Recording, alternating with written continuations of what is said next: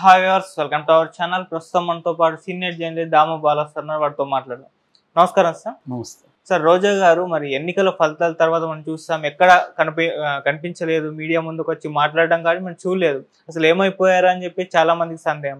అయితే ఇప్పుడు ఆమె గురించి ఒక వార్త వైరల్ అవుతుంది సార్. ఆమె బీజేపీలోకి జంప్ అయిపోతుంది అని అంటున్నారు. మరి వార్తలు నిజమవుతుంది, ఎందుకంటారు? రోజా అతి దారుణంగా ఓడిపోయింది. ఆమె యాక్చువల్గా ఆమెకి టికెట్ ఇవ్వద్దని అక్కడ ఉన్న వైసీపీ 5 మండలాల నాయకులు కూడా జగన్కి మొరబెట్టుకున్నారు. కానీ జగన్ వాళ్ళ మాట వినకుండా ఆమెకి ఇచ్చాడు. నేను ఆల్రెడీ ఒకసారి చెప్పాను కూడా, జగన్కి కూడా వేరే ఆప్షన్ లేదు. ఆమెకి టికెట్ ఇవ్వకపోతే ఆమె రెబల్గా మారుతుంది. దానివల్ల జగన్కి కూడా రేపు ప్రాబ్లం రావచ్చు. అందుకని ఓడిపోతుందని తెలిసినా కూడా ఇచ్చినట్టే మనం అనుకోవాలని నేను ఆల్రెడీ కూడా చెప్పాను. ఎందుకంటే బయట అందరికీ తెలుస్తుంది ఆమె ఓడిపోతుందని, జగన్కి ఎందుకు తెలీదు. సో క్లియర్గా తెలుసు. రెండోది, వైసీపీ నాయకులు కూడా వాళ్ళు కూడా ఏం చేయలేని పరిస్థితుల్లో వాళ్ళు వెళ్ళి తెలుగుదేశంలో చేరిపోయారు.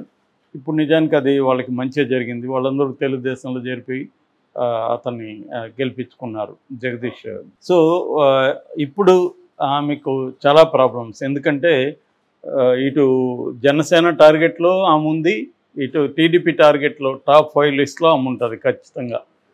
ఎందుకంటే ముందు నుంచి కూడా ఆమె ఇటు తెలుగుదేశం నాయకుల మీద విరుచుకుపడినట్టుగా ఇంకెవరు విరుచుకుపడరు.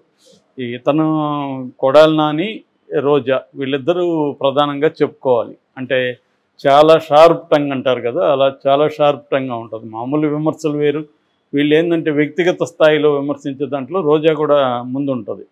సో బాలకృష్ణ దగ్గర నుంచి వాళ్ళ ఫ్యామిలీసు, ఇటు పవన్ కళ్యాణ్, అతని పెళ్ళిళ్ళు, అతని వ్యవహారాలు మొత్తం ఆమె మాట్లాడుతుంది. సో దానికి వైడ్ కవరేజ్ కూడా వస్తుంది రోజాకి. కాబట్టి ఏంటంటే అట్లాగే రోజా మీద కూడా వీళ్ళు అంతే స్థాయిలో మాట్లాడే, వీళ్ళేం తక్కువేం లేదు. తెలుగుదేశంలో కూడా అంతే స్థాయిలో ఉన్నారు. బండారు సత్యనారాయణ ఎంత భయంకరంగా మాట్లాడాడో మనం చూసాం.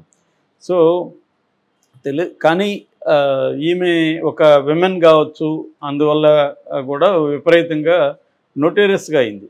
అయితే కేవలం ఆ మాటల వల్లే ఆమె ప్రజలకు యాంటీ అవ్వలేదు. నేను చాలాసార్లు అనలైజ్ చేస్తాను. ఆమె బేసిక్గా ఎవరైనా, రఘురామకృష్ణరాజు విషయంలో కూడా అదే చెప్పాను. ఆయన కోపం వచ్చింది. కానీ ఎవరైనా కూడా ఒక ప్రజాప్రతినిధి ప్రాథమిక కర్తవ్యం ఏంటి? నువ్వు ఏ ప్రజలైతే నేను ఎన్నుకున్నారో ఆ ప్రజలకు నువ్వు కట్టుబడి అక్కడ పనిచేయడం, వాళ్ళ సమస్యల్ని సాల్వ్ చేయడం, వాళ్ళకి అందుబాటులో ఉండడం, వాళ్ళ గోల వినడం, ఇవి చేయాలి. అది ఇటు రఘురామకృష్ణరాజు చేయలేదు, రోజా కూడా చేయలేదు.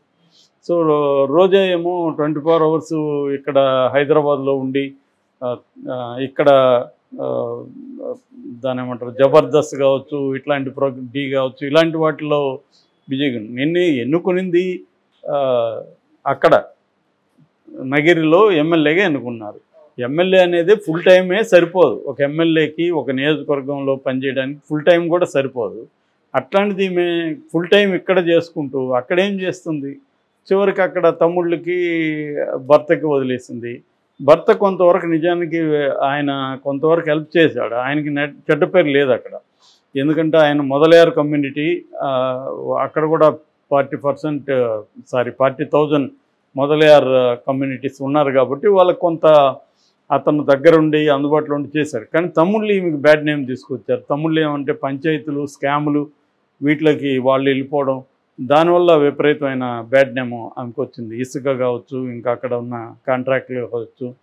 తర్వాత తిరుమలలో విపరీతంగా ఈమెకి బ్యాడ్ నేమ్ ఉంది. మాట్లాడితే తిరుమల ఎందుకు వెళ్తుందంటే అక్కడ ఈమెకి వ్యాపారాలు రకరకాల పద్ధతులు ఉన్నాయి, అక్కడ అక్రమాలకు పాల్పడుతుందని కిరణ్ రాయల్, జనసేన తిరుపతి లీడరు, అతను ఎన్ని ప్రెస్ మీట్లు పెట్టి ఉంటాడో లెక్కలేదు ఈమెకి యాంటీగా. సో ఇలాగ ఈమెకి అన్ని వైపుల నుంచి ప్రజల్లో వ్యతిరేకత రావడానికి ప్రధాన కారణమైతే ఈమె పని విధానమే. ఈమె అక్కడ ఎప్పుడు పని చేయలేదు.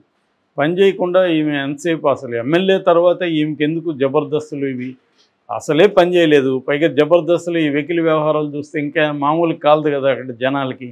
మేము ఎందుకు నేను ఎమ్మెల్యేగా ఎన్నుకున్నావు, నువ్వు పని చేస్తావని, నువ్వు అది చేయకుండా ఎందుకు పోయావు అనేది ఉంటుంది. అది కూడా ఆమెకేమీ బంపర్ మెజారిటీ ఎప్పుడూ గెలవాల. ముద్దుకృష్ణనాయుడు మీద 800+ ఓట్లతో గెలిచింది, వాళ్ళ కొడుకు మీద 2000+ ఓట్లతో గెలిచింది. అంతే తప్ప ఆమె ఏమీ బ్రహ్మాండమైన మెజారిటీతో కూడా నగర నియోజకవర్గంలో గెలవలేదు. కనీసం అది ఇచ్చినప్పుడు ఆమె ఒకటి లోకల్గా ఉండే వైసీపీ నాయకులతో మంచిగా ఉండడం అనేది ఒకటి చేయాలి, అది చేయలేదు. రెండు పోనీ నాయకులతో పక్కన పెట్టు, ప్రజలతో నువ్వేమైనా మంచిగా ఉన్నావా, ప్రజలకి అందుబాటులో ఉన్నావా, నిన్ను ఎక్కడ కాంటాక్ట్ చేయాలి, ఎక్కడొచ్చి కలవాలి, ఇది మేజర్ ప్రాబ్లం అయి కూర్చుంది రోజాకి. సో వీటన్నిటి ఒకటైతే ఈమె నోటి దురుసు, దీంతో ఇప్పుడు ఆమె కర్మగాలి ఇప్పుడు మళ్ళీ కూటమి అధికారంలోకి వచ్చింది. దాంతో ఇప్పుడు ఆమెకు చాలా ఇబ్బంది, ఎందుకంటే వీళ్ళు టాప్ హిట్ లిస్ట్లో ఆమె పేరుంది. ఆమెనేం ఊరిక వదలరు, ఖచ్చితంగా జైలుకి పంపిస్తారు. ఎందుకంటే ఆమె కుంభకోణాలు వీళ్ళు బయటికి తీస్తారు. ఆల్రెడీ తిరుమలకి సంబంధించి ఈ కిరణ్ రాయల దగ్గర మొత్తం డేటా ఉంది, సో దాన్ని తెప్పించుకుంటారు. సో అలాగా తిరుమలతో కుంభకోణం పెడతారు. అట్లాగే లోకల్గా ఈ మీద ఆల్రెడీ పుత్తూరులో ఒక కౌన్సిల్లో ఆరోపించారు. 70 లక్షలు తీసుకొని కుమారస్వామి రెడ్డి వీళ్ళ బ్రదరు 30 ఇచ్చాడు, ఇంక 40 లక్షలు ఇవ్వాలి, అతను నన్ను ఒక మున్సిపల్ కమిషన్ చేస్తానని చేయలేదని ఆమె ఆల్రెడీ ఆరోపించింది. అదే దాటి సద్దుమరిగింది. సో ఇప్పుడు అట్లాంటివంతా బయటికి తీస్తారు. అట్లాగే నగిరి నియోజకవర్గంలో కుంభకోణాలు వీళ్ళు బయటికి తీస్తారు. ఇవి కాకుండా పర్యాటక శాఖలో కూడా అనేక అవకతవకలు ఉన్నాయని చెప్తున్నారు, అవన్నీ బయటికి తీస్తారు. సో ఖచ్చితంగా ఆమెని జైలుకి పంపించే కార్యక్రమం వీళ్ళు వదలరు, వీళ్ళు ఖచ్చితంగా చేస్తారు. సో ఇప్పుడు రోజా ముందున్న కర్తవ్యం ఏంటి?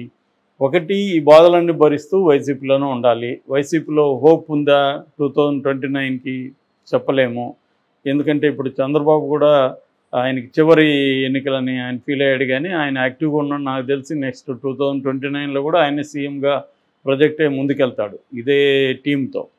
సో కాబట్టి ఇప్పుడు చంద్రబాబు కూడా ఈ అవకాశాన్ని వదులుకోడు. పైగా ఆయనకి సెంట్రల్లో కూడా తన మద్దతుతో ఏర్పడిన గవర్నమెంట్ ఉంది కాబట్టి మ్యాక్సిమం అక్కడి నుంచి కూడా తీసుకొచ్చి ఒకటి అమరావతిని అభివృద్ధి చేయడం, తర్వాత వివిధ సెక్షన్లకి తను చెప్పిన హామీలను అమలు చేయడం, తర్వాత అభివృద్ధి మీద ఫోకస్ చేయడం, ఇవన్నీ ఆయన చేస్తాడు. ఆయనకి బ్రహ్మాండమైన సపోర్ట్ సిస్టమ్స్ నేను చెప్పాను ఆల్రెడీ. కులం ఉంది, ఆయనకి మీడియా ఉంది, ఆయనకి వ్యవస్థల్లో పట్టు ఉంది.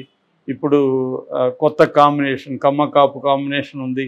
ఇవన్నీ చంద్రబాబుకి ఎక్కువ అడ్వాంటేజెస్ ఉన్నాయి. భయంకరమైన నెగిటివిటీ అయిపోయి వీళ్ళు ప్రతీకార చర్యలు తీసుకొని వీళ్ళంతా రౌడీజం మొదలుపెట్టి లోకల్గా అందరూ డబ్బులు తినేయడం మొదలుపెట్టి అవినీతి అక్రమాలు ఇవన్నీ జరిగి ప్రజల్లో ఏమైనా వ్యతిరేకత వస్తే తప్ప అదర్వైజ్ చంద్రబాబుకి అడ్వాంటేజెస్ 2029లో కూడా బలంగా ఉన్నాయి. మళ్ళీ ఇదే కాంబినేషన్ వెళ్తారు, మళ్ళీ కేంద్రంలో అధికారంలో ఉంటుంది కాబట్టి మళ్ళీ ఈసీ వాళ్ళ కంట్రోల్లో ఉంటుంది, ఇవన్నీ ఉంటుంది. దీనికి ఎదురొడ్డి జగన్ పోరాడాలి. మరి జగన్ మళ్ళీ పాదయాత్రకు వెళ్తాడా, ఏం చేస్తాడనేది మళ్ళీ చూడాలి. సో ఏదేమైనా it's a very very very tough situation for YCP, it's a very comfortable situation for కూటమి. కాబట్టి ఈ నేపథ్యంలో వీళ్ళు టార్గెటెడ్గా ఉన్నవాళ్ళు ఏం చేయాలి అంటే ఎవరి దారి వాళ్ళు చూసుకోవాలి. సో ఈమె రోజా ఏం చేయబోతుంది? సో రోజా తెలుగుదేశంలో నో ఎంట్రీ, జనసేనలో నో ఎంట్రీ, ఇంకొన్నది బీజేపీలో కూడా లోకల్ వాళ్ళతో ఎవరితో ఆమె సయోధ్యగా లేదు. సో అందుకని ఆమె మొన్న ఎక్స్లో ఏం చేసిందంటే కిషన్ రెడ్డికి అభినందనలు తెలిపింది. ఇక్కడ అందరికీ విచిత్రంగా ఉంది, ఎందుకంటే ఇక్కడ పురంధేశ్వరకు ఇంకొకరికి అభినందనలు తెలియజేస్తే పర్వాలేదు, కిషన్ రెడ్డికి ఎందుకు అభినందనలు తెలిపింది అనే దగ్గర ఇప్పుడు అందరూ కూడా ఈమె బీజేపీలోకి వెళ్తుంది అన్న ఒక ఊహాగానాల్ని లేవదీశారు. సో ఆమెకు కూడా బీజేపీలోకి వెళ్ళకపోతే కూటమి నుంచి రక్షణ ఉండే అవకాశం లేదు. జగన్ ఆమెను కాపాడలేడు. మా అంటే జగన్ ఓదార్చగలడు, వచ్చి అంతే చేయి పెట్టి నెత్తిన ఓదార్చగలడు. జగన్ ఎవరు ఓదార్చాలనేది ఇప్పుడు జగన్ సమస్య. ఎందుకంటే జగన్ ఆమె కంటే ముందు కూడా జైలుకి వెళ్ళే అవకాశం ఉంది కాబట్టి ఆమెను ఎవరు కాపాడాలి? సో ఇది మేజర్ ప్రాబ్లం. సో ఆమె ముందు 2 మార్గాలు ఉన్నాయి. ఒకటి తమిళనాడుకి షిఫ్ట్ అవ్వడం. తమిళనాడుకి షిఫ్ట్ అయినా ఈమెని కాపాడలేరు జైలు నుంచి, ఎందుకంటే ఒకవేళ స్టాలిన్ ఈమెను తీసుకున్నా తమిళ్లో ఓట్లు వస్తాయి, వీళ్ళ హస్బెండ్ ఎట్లాగో తమిళతనే అని చెప్పి తీసుకున్నా ఈమెకి ప్రొటెక్షన్ అయితే కష్టం, స్టాలిన్ ఇవ్వలేడు. కెరీర్ అయితే అటు వెళ్ళి అటు జంప్ చేసి డిఎంకేలో ఆమె ఉండొచ్చు, ఎందుకంటే ఆమెకు తమిళ్ వచ్చు, తమిళ కల్చర్ తెలుసు, వాళ్ళ హస్బెండ్ తమిళోడు కాబట్టి వాళ్ళు కూడా ఓన్ చేసుకోండి. కోడలు అనేసి ఇక్కడ ఎట్లాగైతే షర్మిల తెలంగాణ కోడలు అనేది అట్లా నేను తమిళనాడు కోడలు నా చెంగల్పట్టు అంటుంది రేపు పొద్దున. అక్కడ సరే ఉన్నీలో ఒక ఫైర్ బ్రాండ్ మనకని పెట్టుకోవచ్చు. కానీ ఈమె బీజేపీలోకి వెళ్ళే అవకాశం ఉంది. ఒకవేళ బీజేపీలోకి వెళ్ళి ఆంధ్రాలో ఉంటుందా, తమిళనాడుకి బీజేపీలోకి వెళ్ళిపోతుందా? ఎందుకంటే తమిళనాడులో అన్నమలై మీద చాలా విమర్శలు వచ్చాయి. అన్నమలై వల్లనే ఈసారి ఒక సీటు కూడా రాలేదని విమర్శలు వచ్చాయి. కాబట్టి అక్కడ ఇట్లాంటి ఆవిడ అవసరం ఉంది బీజేపీకి. సో అట్లేమన్నా ఈమె తమిళనాడు బీజేపీలోకి వెళ్ళే అవకాశాలు ఎక్కువగా ఉన్నాయి. ఎందుకంటే ఆంధ్రప్రదేశ్ బీజేపీలో కష్టం అయింది. తమిళనాడులో బీజేపీలోకి వెళ్తే ఈమె ఖచ్చితంగా ప్రొటెక్షన్ దొరికే అవకాశం ఉంది. ఎందుకంటే ఆమె బీజేపీ నాయకుడు గారు సరే అయిపోయింది మీరు వదిలేయండి అని చంద్రబాబుకి బీజేపీ వాళ్ళు చెప్పే అవకాశం ఉంది. అదొక్కటే మార్గం ఉంది. ఆమెకు తమిళనాడు బీజేపీలో కానీ ఛాన్స్ దొరికితే ఆమె అక్కడికి వెళ్ళే అవకాశం ఉంది. ఎందుకంటే ఆమె కొంత క్రౌడ్ పుల్లింగ్ ఉంది. ఆల్రెడీ తమిళ్లో కూడా ఆమె అనేక సినిమాల్లో యాక్ట్ చేసింది. తెలుసు తమిళ ప్రజలకి ఆమె. వాళ్ళ హస్బెండ్ ఎట్లాగో డైరెక్టరు, ఆయన డైరెక్షన్ యూనియన్ అట్లాంటి అనేక యూనియన్లకి ప్రెసిడెంట్గా ఉన్నాడు. ఆయన కూడా బాగా పాపులర్. సో వీళ్ళిద్దరూ అక్కడ ఫోకస్ అయ్యే అవకాశం బీజేపీలోకి వెళ్తే ఉంది. సో అందుకని ఆమె అటువంటి ట్రై చేసే అవకాశం కనిపిస్తుంది.